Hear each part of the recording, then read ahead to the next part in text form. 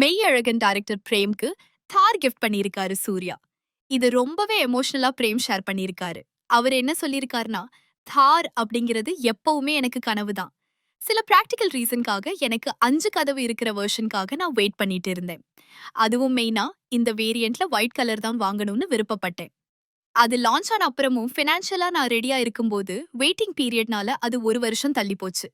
நான் ராஜா sir help மூலியமா அதை சீக்கிரம் வாங்கணும்னு முயற்சி பண்ணிட்டு இருந்தேன். அவரும் அவரோட பிஸியான நேரத்துல எனக்காக தன்னோட சைட்ல எல்லா விதமுமாவும் ட்ரை பண்ணாரு. ஆனா எங்களுக்கு நான் வாங்கணும்னு நினைச்ச வேரியன்ட் கிடைக்கல. வேரியன்ட் கிடைச்சா ஒயிட் கலர் கிடைக்கல. இப்படியே போனதுனால நான் ரொம்பவே பொறுமை இழந்துட்டேன். ஆனா ராஜா சார் அப்டேட் கொடுத்துட்டே இருந்தாரு.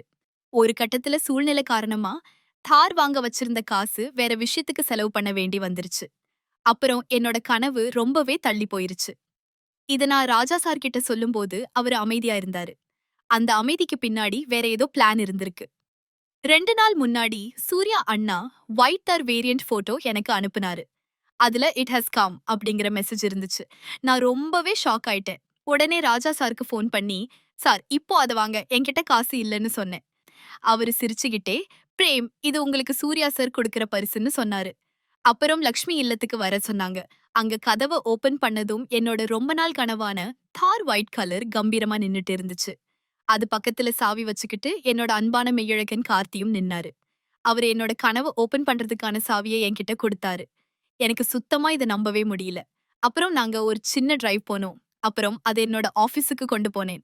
இப்போ குறைஞ்சது ஒரு 50 கிலோமீட்டர்ஸ் ஓட்டிட்டேன். ஆனா இன்னும் கூட இது கனவு மாதிரி இருக்கு. இது நான் ஒரு பரிசா பாக்கல. ஒரு தம்பியோட கனவை அண்ணன் நிறைவேத்தினதா பாக்குறேன்னு பிரேம் அந்த பதிவுல சொல்லியிருக்காரு.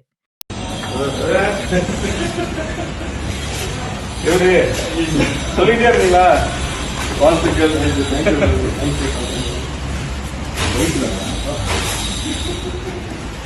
சிறப்பு.